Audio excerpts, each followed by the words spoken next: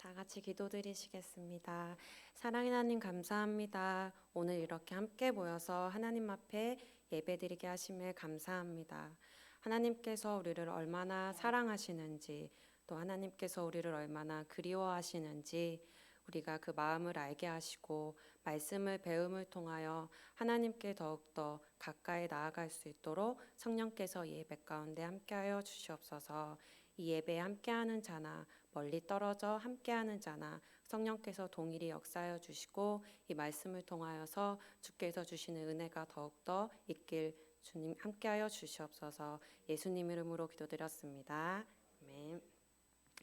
오늘 말씀 요한복음 4장 16절에서 26절까지 교독으로 읽겠습니다. 요한복음 4장 16절에서 26절까지입니다. 제가 먼저 읽겠습니다. 이르시되 가서 내 남편을 불러오라.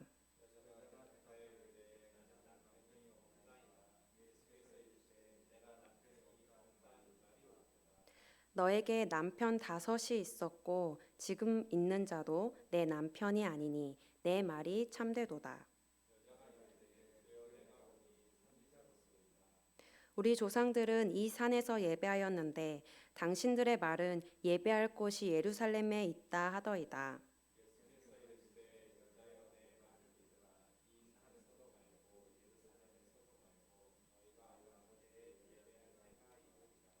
너희는 알지 못하는 것을 예배하고 우리는 아는 것을 예배하노니 이는 구원이 유대인에게서 날미라.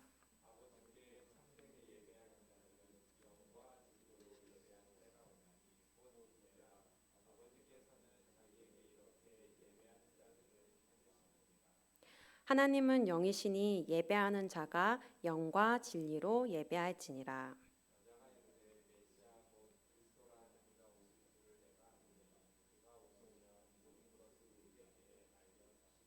함께 읽겠습니다. 예수께서 이르시되 내게 말하는 내가 그라 하시니라. 아멘. 다행스럽게도 이제 신종 코로나 바이러스가 점점 수그러드는 것 같습니다. 지난 5일부터는 이제 사회적 거리두기는 종료되고 생활 속 거리두기로 방역 지침이 완화되었는데요. 이번 코로나 바이러스 사태로 인해 우리는 그동안 당연하게 여겼던 일상생활이 우리에게 얼마나 소중했는지 느끼는 시간인 것 같습니다. 또한 함께 모여 하나님께 예배드릴 수 있다는 것이 이토록 소중하고 감사한 일이었다는 것도 체감하고 있는 것 같습니다. 지난 사회적 거리두기 기간 동안 많은 교회들은 온라인 예배로 각각 흩어져서 예배를 드렸는데요. 그러면서 내 평생 주일에 교회에서 예배를 드리지 못한 적은 이번이 처음이었다라고 말씀하시는 분도 계셨고, 이렇게 온라인 예배를 드려도 되는가에 대한 걱정과 우려를 하시는 분들도 계셨었습니다. 저 또한 이번 일을 겪으면서 항상 당연하게만 여기고 지나쳤던 예배에 대해 다시 생각해 보게 되었습니다.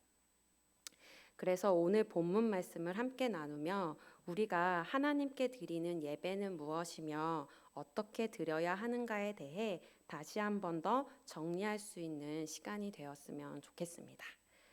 함께 1절을 보겠습니다. 1절에 등장하는 제자는 헬라어로 마데테스입니다. 이 마데테스의 뜻은 견습생이나 생도를 의미하는데요. 그러므로 12제자 외에 예수님을 따르던 일반적인 추종자들이 있었던 것으로 볼 수 있습니다. 또한 본절의 사건은 예수님께서 공식적으로 12제자들을 부르신 사건보다 앞선 것이므로 더욱더 그렇게 볼 수 있습니다. 아무튼 예수님을 따르던 사람들이 요한을 따르던 사람보다 많다 하는 말을 바리새인들이 들었습니다. 그런데 이 바리새인들은 독사의 자식들이라는 매우 극단적인 표현으로 자신들을 공격했던 세례 요한에 대해 매우 큰 적대감을 가지고 있었던 사람들이에요. 때문에 세례 요한보다 더 큰 세력으로 부상하는 예수님에 대해서도 그들의 시선이 고울 리 없었습니다.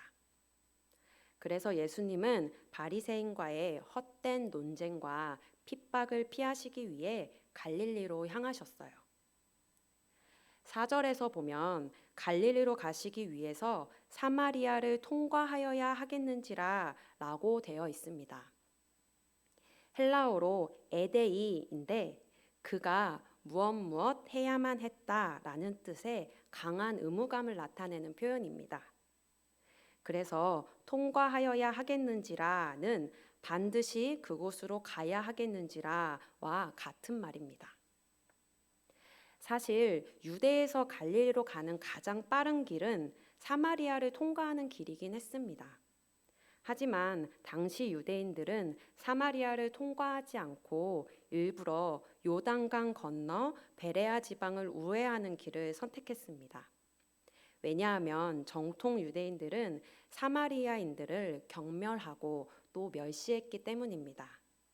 왜 그랬는지 그 이유를 역사적인 배경을 잠깐 살펴보겠습니다. 이스라엘이 남유다와 북이스라엘로 나누어지고 남유다는 바벨론에게 북이스라엘은 아수르에게 멸망당하고 말았습니다. 그리고 아수르는 혼혈 혼합이라는 정책을 펼치게 되었는데요. 그래서 북이스라엘 사람을 아수르로 끌고 가기도 하고 아수르 사람들이 북이스라엘에 살게 되면서 그 피가 서로 섞여버리고 말았습니다. 그래서 사마리아인은 혈통의 순수성을 상실해버리게 되었고 정통을 좋아하는 유대인들은 더 이상 사마리아인들을 상종조차 하지 않게 되었습니다. 하지만 오늘 예수님께서는 지금 일부러 사마리아 땅을 통과하고 계십니다. 아니, 반드시 통과해야만 하겠다라고 강하게 이야기하고 계십니다. 왜냐하면 모든 사람으로 하여금 그것이 유대인이나 또는 헬라인이나 종이나 자유인이나 남자나 여자나 다 예수로 말미암아 영생을 얻게 하려는 하나님의 계획을 이루시기 위해서입니다. 그래서 예수님은 이 하나님의 뜻에 따라 반드시 그 시간, 그 장소에 가셔서 그 어떤 사람을 만나셔야 했어요. 바로 5절에서 그 장소가 나타나는데요. 그곳은 사마리아 수가라 불리는 동네였습니다. 6절에서는 그 시간을 알 수 있었는데 예수께서 수가 동네에 있는 야곱의 우물 곁에 앉으신 시간은 제6시쯤이었습니다. 그리고 7절에 그 사람이 등장합니다. 그 사람은 바로 사마리아 여인이었습니다. 이 여인은 우물에 물을 길러 왔는데 이상합니다. 여자가 물을 길러 온 시간은 제6시쯤으로 지금 시간으로 따지면 정오가 됩니다. 하루 중 가장 해가 뜨거울 때 아무도 밖으로 나오지 않는 그 시간에 이 여인은 물을 길러 우물에 온 것입니다. 아무래도 이 여인은 사람들의 낯을 피해 물을 기르러 올 수밖에 없는 어떤 사연이 있는 사람인 것 같습니다. 이런 여자에게 예수께서 말을 걸어 오셨어요. 예수께서 그녀에게 물을 달라고 하셨는데 이 여자가 어떤 반응을 보였나요? 어찌하여로 번역된 헬라어 포스에서 그녀의 반응이 잘 드러납니다. 포스는 어떻게 된 일인가, 어찌된 일인지 알 수 없다 등의 매우 강한 의미를 가진 표현이에요. 여자는 왜 이렇게 놀랐을까요? 앞서 설명드린 것처럼 유대인은 사마리아인을 상종하지 않았습니다. 뿐만 아니라 일반적으로 유대인 남성은 여성들과 공개적인 장소에서 접촉하는 것을 피했어요. 왜냐하면 공개적으로 여성과 접촉하는 것이 자신의 명성에 치명적인 상처를 입힌다고 여겼기 때문입니다. 그래서 여인은 어찌하여 사마리아 여자인 나에게 물을 달라 하시나이까 하며 놀라고 있는 것입니다. 그런데 예수님은 내가 만약에 하나님의 선물과 너에게 물을 달라고 하는 이가 진짜 누구인 줄 알았더라면 오히려 내가 그에게 물을 달라고 했을 것이며 그는 너에게 생수를 주었을 것이다 라고 대답하십니다. 이 말을 듣고 사마리아 여자는 당신은 지금 물을 기를 그릇도 없고 우물물도 깊은데 어떻게 나에게 물을 주시겠냐며 예수님의 말씀을 이해하지 못하고 있습니다. 그러면서 당신이 야곱보다 크니까 라고 되묻는데요. 12절을 헬라어 원문으로 보면 맨 처음에 메라는 부정어로 시작합니다. 이것은 부정적인 대답을 기대하는 질문에 사용되는데요. 즉 여자는 예수님이 야곱보다 크지 않다라는 확신을 가지고 있었어요. 그래서 예수님이 누구인지 나는 잘 알지 못하지만 나의 조상 야곱보다 당신이 더 위대할 수는 없지 않습니까? 라며 확신에 찬 질문을 하고 있는 거예요. 그러자 예수님께서는 야곱의 우물에 나오는 물과 야곱의 우물에서 나오는 물과 자신이 주는 물을 구분하여 설명해 주셨어요. 야곱의 우물의 물은 육체의 갈증을 해소시키는 물이에요. 그래서 우물의 물, 아니 이 땅에 있는 모든 물을 마시고 또 마신다고 하여도 이 갈증은 죽을 때까지 해결될 수 없습니다. 하지만 예수께서 주시는 물을 마시는 자는 영원히 목마르지 않는 물이에요. 왜냐하면 그 속에서 영생하도록 솟아나는 샘물은 우리의 영혼의 갈증을 해소시켜 버리기 때문입니다. 그러자 사마리아 여인은 예수께서 말씀하시는 물의 의미는 정확히 알지 못한 채 그런 물이 있다면 자신에게 좀 달라고 다급하게 요청하고 있습니다. 하루 중 가장 더운 낮 12시, 아무도 물 길러 나오지 않는 이 시간에 여자는 더 이상 사람들의 낯을 피해 물을 길러 나오고 싶지 않았기 때문입니다. 그런데 예수께서는 여인에게 뜬금없이 내 남편을 불러오라 라고 말씀하시는데요. 우리들에게는 엉뚱한 것처럼 들리는 이 말이 사실 사마리아 여인에게는 정신 번쩍 들게 만드는 명령이었습니다. 왜냐하면 이것은 그녀 자신의 치부와 관련된 것이었기 때문이에요. 여자는 자신에게 남편이 없다라고 대답했지만 예수님을 속일 수는 없었습니다. 예수님께서는 여자에게 그동안 남편이 몇 명이나 있었는지 그리고 지금은 어떻게 살고 있는지까지 속속들이 다 알고 계셨어요. 그제서야 놀란 여자는 내가 보니 선지자로소이다 라며 예수님에 대하여 다르게 보기 시작합니다. 그러면서 우리 조상들은 이 산, 즉 그리심 산에서 예배하였는데 당신들, 즉 유대인의 말에 따르면 예배할 곳이 예루살렘에 있다 하더이다 라고 자신이 예배드리고 있는 장소에 대한 것으로 이야기의 화제를 돌려버립니다. 자신의 모든 것을 예수님께 들켜버리고 여자는 이제 자신에게 남은 것뿐이라곤 예배의 정통성 이것뿐이 없었던 거예요. 그러자 예수님은 여자여 내 말을 믿어라. 예배라는 것은 이 산, 즉 그리심 산에서도 아니고 예루살렘에서도 하는 것이 아니다 라고 말씀해 주셨어요. 그렇다면 어떤 예배가 참된 예배일까요? 다 함께 23절을 읽어볼까요? 시작! 아버지께 참되게 예배하는 자들은 영과 진리로 예배할 때가 오나니 곧 이때라. 아버지께서는 자기에게 이렇게 예배하는 자들을 찾으시느니라.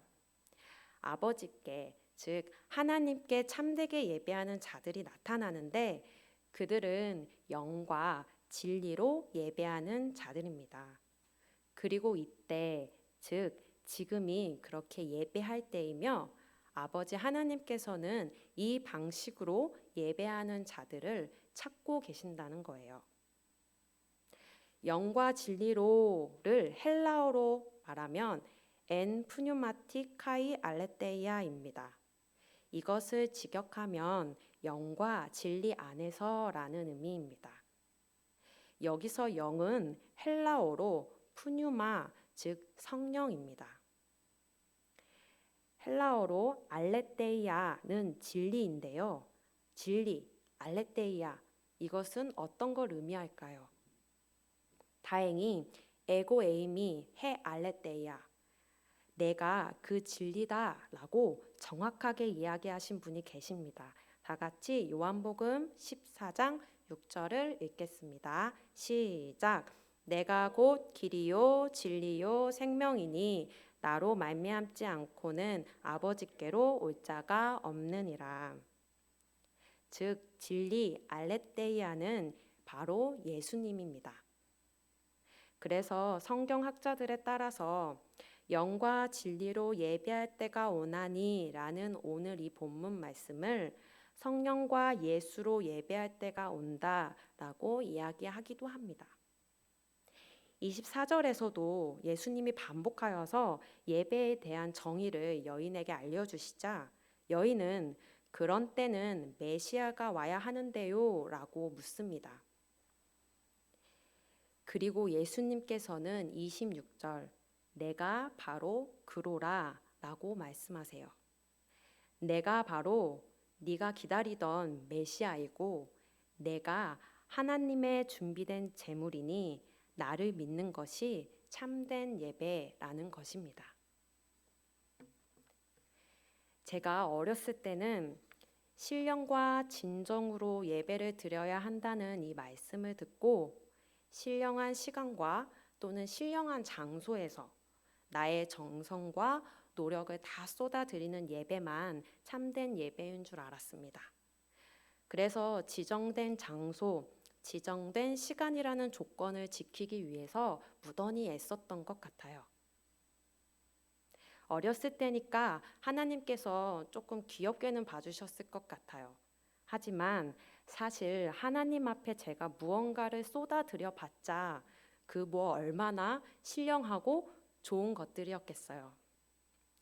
제 딴에는 기껏 좋은 거라고 내놓았지만 알고 보면 오히려 제 안에 있는 시기와 질투, 거짓과 탐욕이라는 죄가 덕지덕지 붙은 것들을 하나님 앞에 내놓았을 뿐입니다. 그러나 참된 예배는 아버지께 영과 진리로 드리는 예배입니다. 성령과 예수만을 의지하는 것이 참된 예배입니다. 죄악된 나의 것이 아니라 하나님이 친히 준비하신 제물, 바로 예수 그리스도의 희생이 있는 예배가 참된 예배입니다. 그리고 성령님은 지금도 끊임없이 우리들에게 이 예수 그리스도를 소개해 주고 계십니다. 그래서 저는 더 이상 내 속에서 나오는 능력으로 예배드리는 것을 멈추고 성령의 인도하심에 따라 나를 부정하고 예수님을 믿는 것이 참된 예배인 줄을 배우게 되었습니다.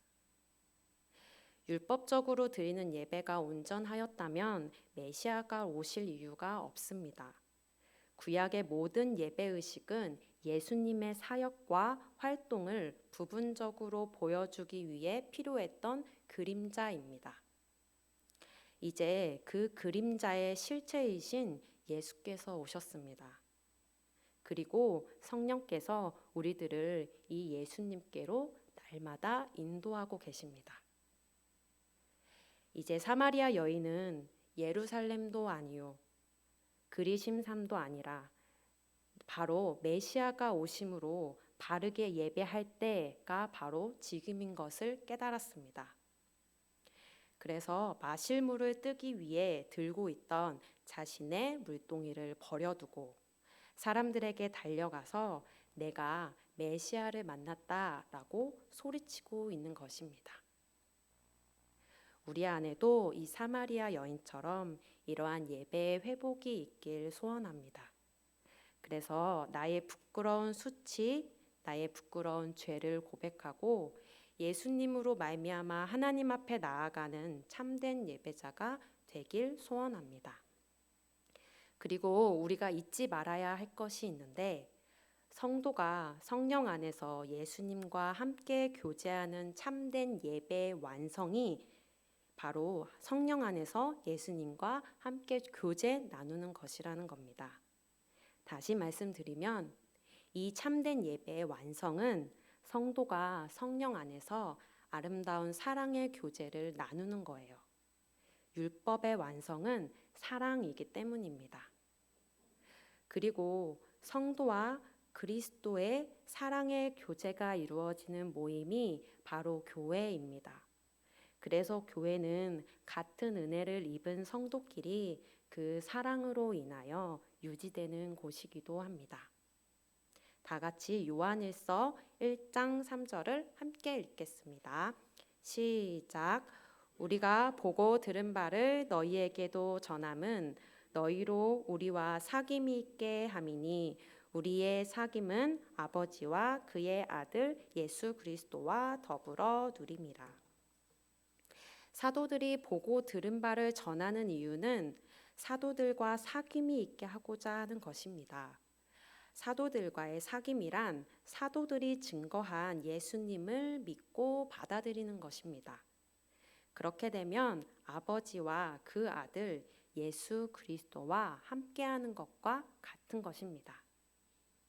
여기서 사귄다라는 말이 헬라어로 코이노니아입니다.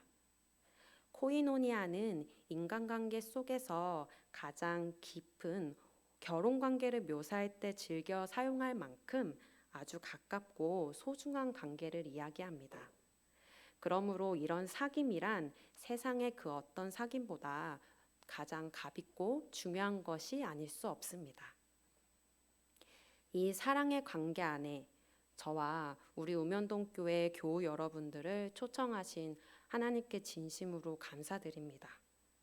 비록 우리가 어렵고 또 힘들 때도 있지만 하나님의 이 사랑 안에서 서로 아름다운 사랑의 교제를 이어나가는 교회가 되길 소망합니다.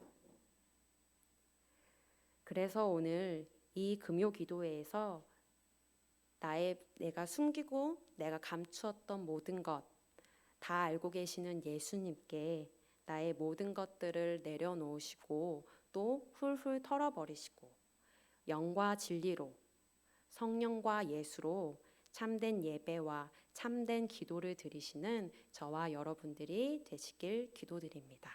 다 같이 기도드리시겠습니다. 주님, 주의 말씀을 알면 알수록 주께서 우리에게 주신 선물이 얼마나 값지고 소중한 것인지를 깨닫습니다. 죄인된 우리, 그래서 원수된 우리를 십자가 사랑으로 용서하시고 성령을 보내심으로 우리가 그리스도 안에서 하나님과의 관계 속으로 그 친밀한 사귐 속으로 들어갈 수 있도록 허락하심에 감사드립니다.